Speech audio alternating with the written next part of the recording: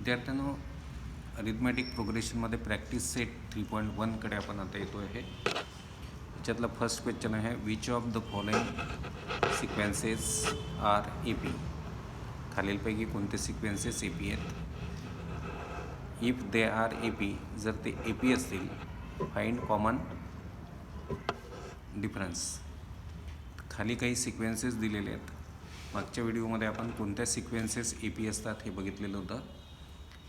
जर सिक्वेन्सेसच्या कॉन्झिक्युटिव्ह टर्म्समधला difference same असेल, म्हणजे कॉमन असेल, म्हणजेच कॉन्स्टंट असेल, तर ती सिक्वेन्स ए पी असते. प्रॅक्टिस सेट 3.1मधलं फर्स्ट एक्झाम्पल आहे.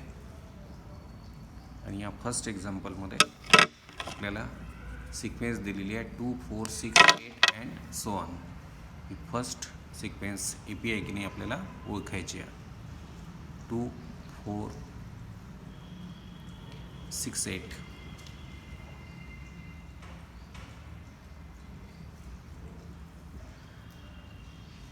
And so on. मागच्या व्हिडिओमध्ये कोणती सिक्वेन्स ए पी असते, कशी ओळखायची, त्याची पद्धत मी तुम्हाला सांगितलेली होती. त्याची पद्धत अशी असते, आपण लिहू फॉर अ गिव्हन सिक्वेन्स. म्हणजे दिलेल्या सिक्वेन्ससाठी फॉर अ गिव्हन सिक्वेन्सचा अर्थ होतो दिलेल्या सिक्वेन्ससाठी. मग आपण काय करायचं, इथे 4 टर्म्स आहेत. कॉन्झिक्युटिव्ह टर्म्समधला डिफरन्स घ्यायचा आहे, या दोघांमधला, या दोघांमधला, या दोघांमधला. तर डिफरन्स घेताना असा, इथे चौथी टर्म आहे, ही तिसरी आहे. तर डिफरन्स घेताना T4 म्हणजे टर्म 4मधून, फोर्थ टर्ममधून थर्ड टर्म म्हणजे T3 मायनस करायचा.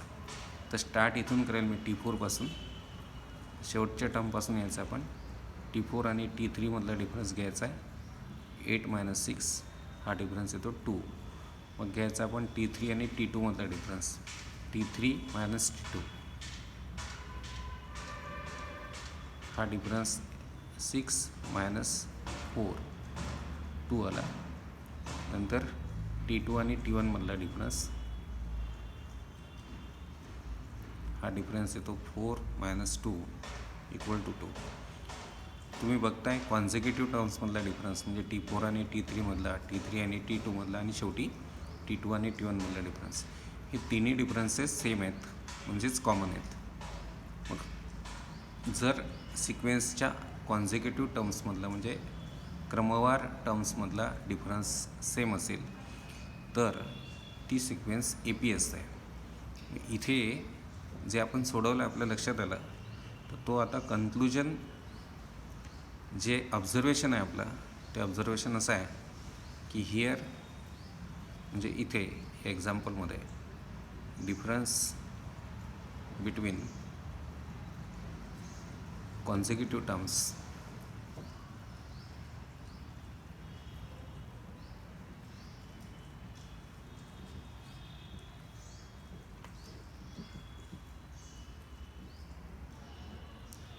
Is constant. कॉन्स्टंट म्हणजे सेम, म्हणजेच कॉमन.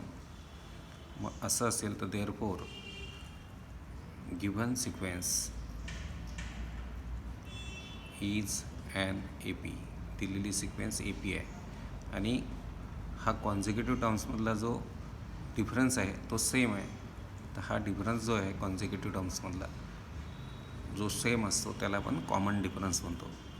मग आता दिलेली, आपलं कन्क्लुजन असं आहे की दिलेली सिक्वेन्स ए पी आहे आणि ह्याचा ए पीचा कॉमन डिफरन्स म्हणजे कॉन्झिक्युटिव्ह टर्म्समधला जो कॉन्स्टंट सेम डिफरन्स आहे, म्हणजेच कॉमन डिफरन्स आहे, तो आहे 2. इथे लिहायचं मग आपल्याला, कारण कॉमन डिफरन्स लिहायला सांगितलेलं आहे. तर विथ कॉमन डिफरन्स,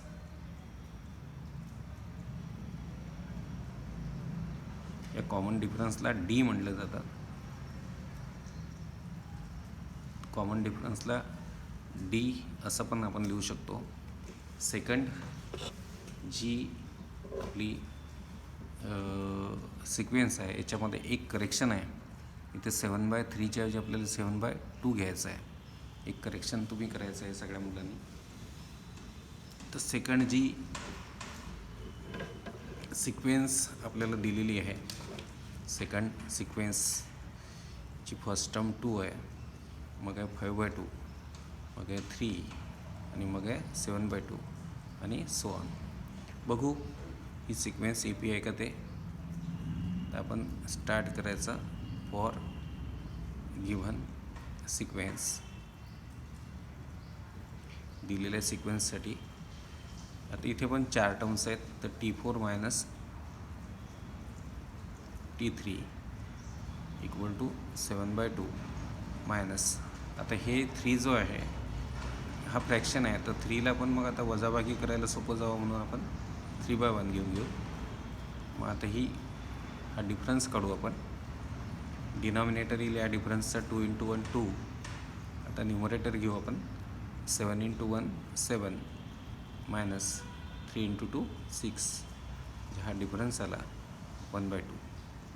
आता T3 आणि T2 मधला डिफरन्स आपण घ्यायचा आहे. T3 minus T2.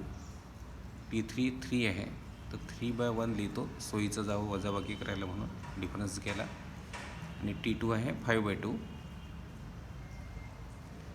आपण परत ही वजाबाकी करू फ्रॅक्शनल. डिनॉमिनेटर घेऊ आपण 1 × 2 2, 3 × 2 6 मायनस 5 × 1 5. हा डिफरन्स आला 1/2. आता डिफरन्स घ्यायचा आपल्याला T2 मायनस T1. T2 आहे 5/2 आणि T1 आहे 2. 2ला मी लिहितो 2/1 सोपं जायला. 2 × 1 2 हा डिनॉमिनेटर झाला. 5 × 1 5 मायनस 2 × 2 4 झालं 1/2. आता घेऊ आपण इथे हिअर, हे ऑब्झर्वेशन आहे आपलं. Difference between consecutive terms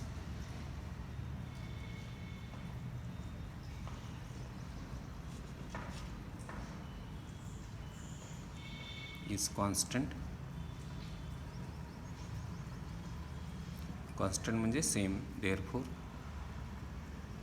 given sequence is an AP.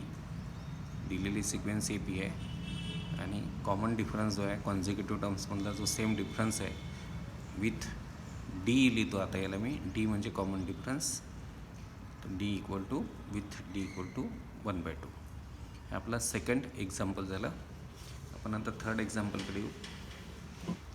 Third G sequence आपल्याला दिलेली आहे ती आहे 0.3 0.33 0.0333. तर पहिली ची टर्म आहे आपली. थर्ड एक्झाम्पलकडे येतो आहे आपण. थर्ड एक्झाम्पलमध्ये फर्स्ट टर्म आहे 0.3, मग आहे 0.33, मग आहे 0.0333 आणि सो ऑन. आता फॉर गिव्हन सिक्वेन्स दिलेल्या सिक्वेन्ससाठी आता हे 3च टर्म्स आहे इथे. तर हे T2 आहे आणि ही T1 आहे. तर आपण करू T2 मायनस T1. इथे सॉरी 3 टर्म्स आहे इथे. T3 मायनस T2 घ्यावं लागेल मुलांना, सॉरी. तर T3 आहे तुमची 0.0333 मायनस ही आहे 0.33. आता इथे एक गोष्ट लक्षात घ्या तुम्ही, तुमच्या लक्षात आलंच पाहिजे हे की ही जी संख्या आहे ही 0.03 आहे अप टू 2 डेसिमल प्लेसेस आणि ही संख्या आहे 0.33. तर ही संख्या जी आहे 0.3 आणि ही 0.03 ही 0.33. तर ही संख्या जी आहे ही याच्यापेक्षा मोठी आहे. मग एक प्लस आणि एक मायनस असेल तर आपण मोठ्या संख्येतून लहान संख्येला वजा करतो आणि मोठ्याचं साईन घेतो. किंवा हे तुम्हाला कळत नसेल तर याला आपण असं करू, याला करू आपण 3 3 3 बाय. आता बघ इथे 1 2 3 4 घरानंतर डेसिमल पॉईंट आहे, त्याच्यामुळे याच्यावरती एकावर 4 शून्य येतील. मी काय केलं, डेसिमल पॉईंट काढला. तर 333 बाय 1 डिनॉमिनेटर असतोच. तर मला डेसिमल पॉईंट काढायचं असेल तर इथे 1 2 3 4 घरानंतर आहे, तर मला एकावर 4 शून्य द्यावं लागतील. -33 बाय 1 असेल. मी हा डेसिमल पॉईंट काढणार आहे, इथे 2 घरानंतर आहे, तर मी याच्यावरती 2 शून्य देईल. आता डिनॉमिनेटर सारखे करून आपण हे सॉल्व करू. एक काम करू, याचा डिनॉमिनेटर 10,000 आहे,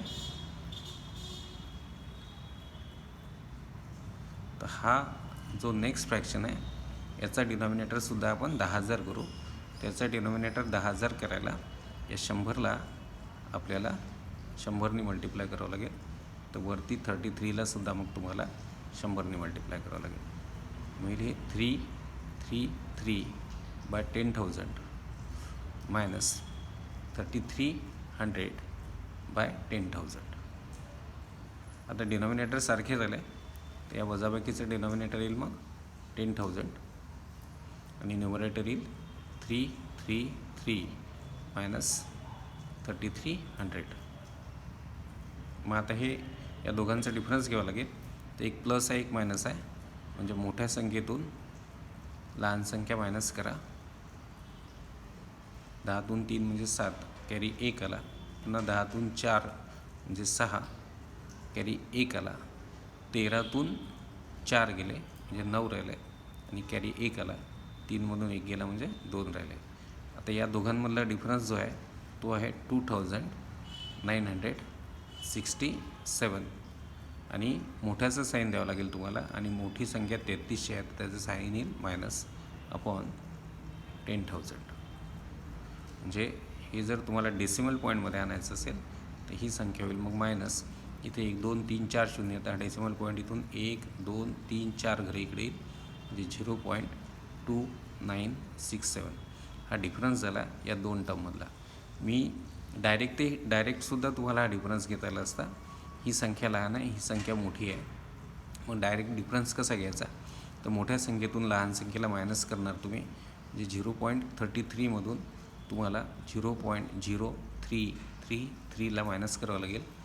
10तून 3 म्हणजे 7, कॅरी 1 आला. न 10तून 4 म्हणजे 6, कॅरी 1 आला. 13मधून 4 गेले म्हणजे 9 राहिले. पुन्हा कॅरी 1 आला आणि 3मधून 1 गेला म्हणजे 2 राहिले पॉईंट, आणि इथे 0. आता पहा, या दोघांमध्ये ही संख्या मोठी आहे, तर लहान संख्येतून मोठी संख्या मायनस होत नसते. मग हा प्लस आहे, हा मायनस आहे. तर मोठ्या संख्येमधून लहान संख्या मायनस केली आणि मोठ्याचं साईन दिलं, तर या दोघांमधला डिफरन्स होईल. मग याला मोठ्याचं साईन द्यावं लागेल मायनस, म्हणजे हा डिफरन्स आला मायनस 0.2967. असं ही संख्या मोठी आहे, ही लहान आहे. 10वीतल्या मुलांना कळलं पाहिजे ही मोठी आहे, ही लहान आहे. मग एक लहान संख्येतून मोठ्या संख्येला मायनस करायचं, तर दोघांमधला डिफरन्स घ्यायचा आणि मोठ्याचं साईन द्यायचं. आता नेक्स्ट आपल्याला डिफरन्स घ्यायचा आहे T2 मायनस T1. तर T2 आहे 0.33 मायनस T1 आहे 0.3. तर हे 0.3 म्हणजे 0.30 आहे, म्हणजे 0.30, आणि हे आहे 0.33. म्हणजे ही संख्या मोठी आहे, तर इथे 0.33मधून डायरेक्ट तुम्ही हे असं न करता डायरेक्ट पण करू शकता. 0.33मधून 0.3 मायनस करा, जे 3 राहतील, 0 राहतील आणि इथे 0 राहील. आणि ही मोठीच आहे, त्याच्यामुळे मोठ्याचं साईन प्लस येईल. किंवा मग याला तुम्ही असं सोडू शकता, 33/100 करायला, कारण इथे 2 घरानंतर डेसिमल पॉईंट आहे. डेसिमल पॉईंट काढला तुम्ही, तर इथे 2 घरानंतर आहे, तर एकावर 2 शून्य येतील. आणि 0.3 म्हणजे 3 आता इथे एकाच घरानंतर डेसिमल पॉईंट आहे, म्हणजे एकावर 1 शून्य येईल. मग आता हा डिनॉमिनेटर आपण 100 करू, म्हणजे 33/100 असेच ठेवू आपण. आणि इथे 10ला आपण 10ने मल्टिप्लाय करू. मग 3ला सुद्धा आपल्याला 10ने मल्टिप्लाय करावं लागेल. म्हणजे ही झाली 33/100 मायनस 30/100, म्हणजे हे झालं मग 33 मायनस 30 बाय 100 म्हणजेच 3/100 आणि 3/100 म्हणजे डेसिमल पॉईंटमध्ये आणायचं असेल तुम्हाला याला तर मग 2 शून्य आहेत, तर 2 शून्य असल्यामुळे इथला डेसिमल पॉईंट इथे येईल. म्हणजे एक घर 2 घर इकडे सरकेल डेसिमल पॉईंट, म्हणजे इथून इथे एक घर झाला, पुन्हा एक शून्य देऊन दुसरं घर, म्हणजे हे झालं 0.03. म्हणजे ह्या ज्या दोन टर्म्स आहेत T3 आणि T2 यांच्यामधला डिफरन्स आहे -0.2967 आणि T2 आणि T1 मधला डिफरन्स आहे 0.03. म्हणजेच here difference between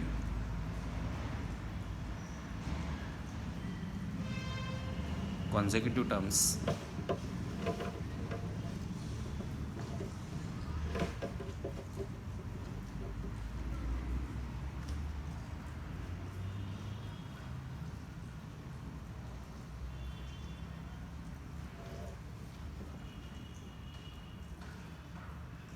is not constant.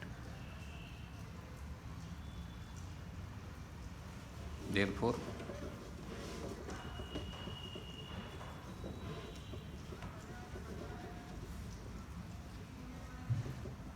given sequence is not an AP. आता मी पुढच्याकडे जातो. नेक्स्ट आहे 0 -4 -8 -12. फोर्थ सिक्वेन्स आहे 0 -4 -8 -12 so on. सोल्यूशन घेऊ आपण. फॉर गिव्हन सिक्वेन्स T4 मधून T3 मायनस करू. T4 - T3 -12 -8 equal to -12 + 8 equal to -4. नंतर T3 - T2, T3 मधून T2 मायनस करू. -8 -4 इक्वल टू -8 + 4 इक्वल टू -4. मग करू आपण T2 - T1 इक्वल टू -4 -0 -4 -0 आणि -4 -0 म्हणजे -4. Here difference between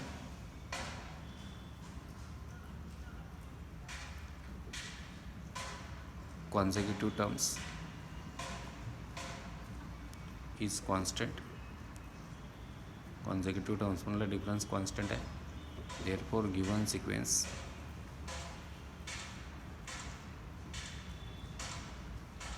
is an AP.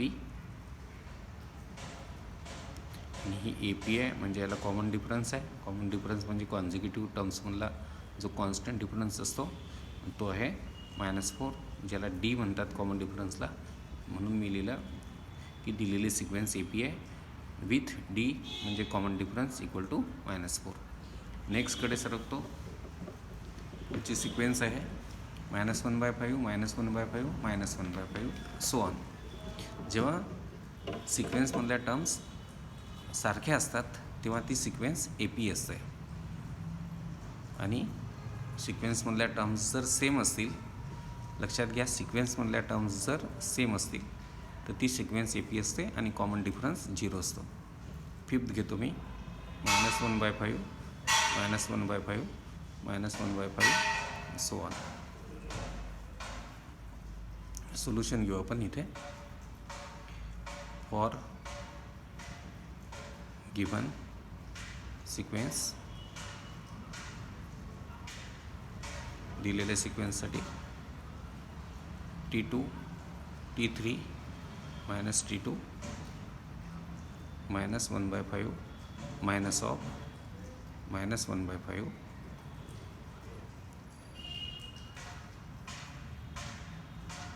Equal to -1/5 आणि इथे मायनस इंटू मायनस प्लस होईल +1/5 -1/5 +1/5 कॅन्सल होऊन कॉमन डिफरन्स आपला डिफरन्स आला T3 आणि T2 मधला 0. मग T2 आणि T1 मधला डिफरन्स घेतो. पुन्हा -1/5 आहे T2 मायनस घेतो मध्ये हे आणि T1 घेतो -1/5, त्याला मला ब्रॅकेटमध्ये घ्यावं लागेल. परत हे -1/5 मायनस मायनस प्लस 1/5 -1/5 प्लस 1/5 0. मी इथे लिहिल मी की डिफरन्स बिटवीन हे पहा AP सिक्वेन्समधल्या टर्म्स सेम असतील तर कॉन्झिक्युटिव्ह टर्म्समधला डिफरन्स 0 येईल. या दोघांमधला डिफरन्स 0, या दोघांमधला डिफरन्स 0. किती टर्म्स असल्या सिक्वेन्समध्ये आणि त्या सेम असल्या तर कॉन्झिक्युटिव्ह टर्म्समधला डिफरन्स 0 येईल, म्हणजे सेम येईल. म्हणजे ती सिक्वेन्स जी आहे ती AP असेल आणि कॉमन डिफरन्स 0 असेल. तर इथे तेच झालेलं आहे. या टर्म्स ज्या आहेत सिक्वेन्समधल्या ते सेम आहेत, -1/5 -1/5 -1/5. त्याच्यामुळे अशा सिक्वेन्समधल्या टर्म्स जर सेम असतील तर ती सिक्वेन्स हमखास AP असते आणि कॉमन डिफरन्स हा 0 असतो. मग डिफरन्स बिटवीन कॉन्झिक्युटिव्ह म्हणजे क्रमवार terms is constant. Therefore, given sequence is an AP. दिलेली सिक्वेन्स AP आहे आणि कॉमन डिफरन्स जो आहे म्हणजेच D इज 0. नेक्स्ट सिक्वेन्सकडे जाऊ.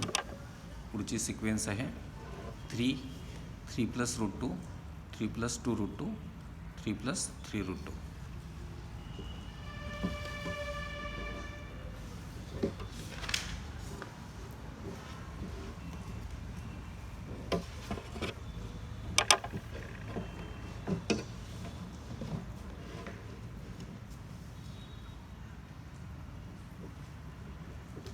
सेवन्थ सिक्वेन्स आहे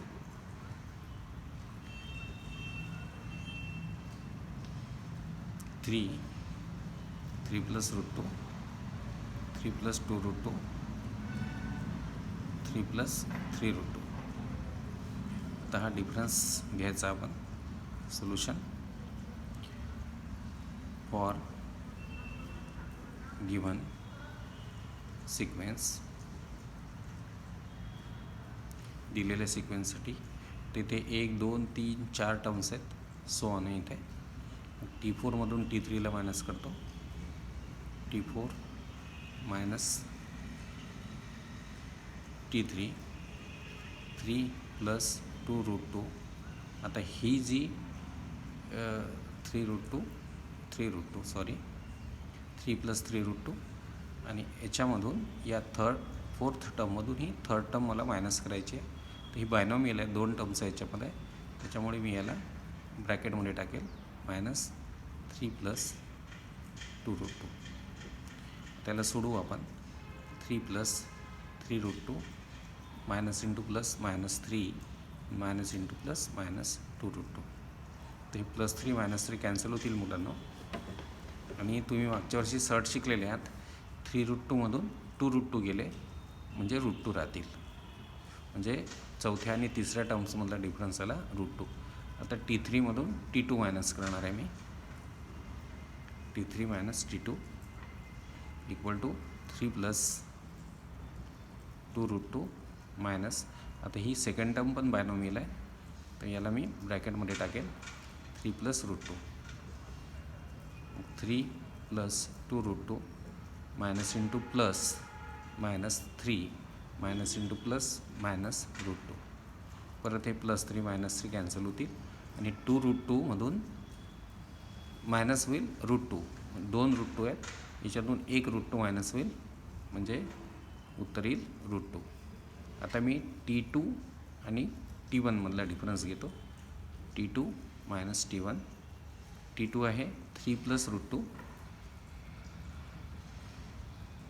आणि मायनस या T2 मधून T1 मायनस करायचं. तर T1 3च आहे म्हणून मी याला हा एकटाच आहे, तर -3 याच्या पुढे टाकतो मी.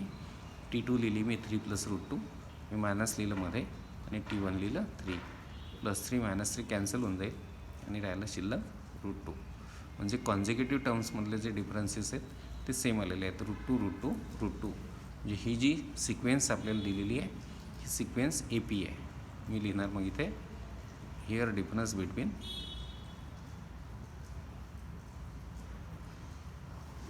consecutive terms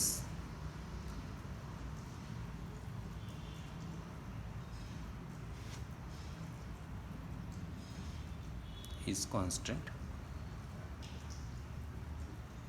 therefore given sequence is an AP. दिलेली सिक्वेन्स AP आहे विथ कॉमन डिफरन्स लिहायचा आहे. मग AP असेल तर, आणि इथे कॉमन डिफरन्स आहे √2. मी नेक्स्ट एक्झाम्पलकडे येतो आता. 127, 132, 137, 127, 132, 137, 127, 132, 137 and so on. He sequence AP आहे की नाही हे शोधायला माझी तुम्हाला गरज असेल असं मला आता वाटत नाही. इथे तुम्ही पण करू शकले असते, पण आपण आता याला हातात घेतलं तर करूनच टाकू. फॉर गिवन सिक्वेन्स तीनच टर्म्स दिलेले आहेत, T3 - T2,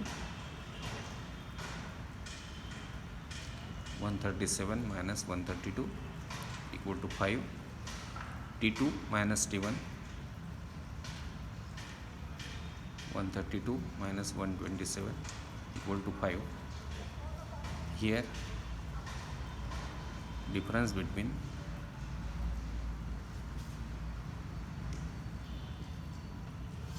consecutive terms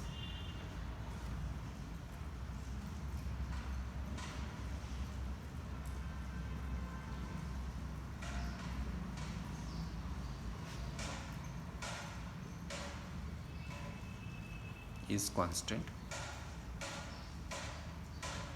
consecutive टर्म्समधला डिफरन्स सेम आहे. जो डिफरन्स या दोघांमधला आहे तोच डिफरन्स या दोघांमधला आहे. देअरफॉर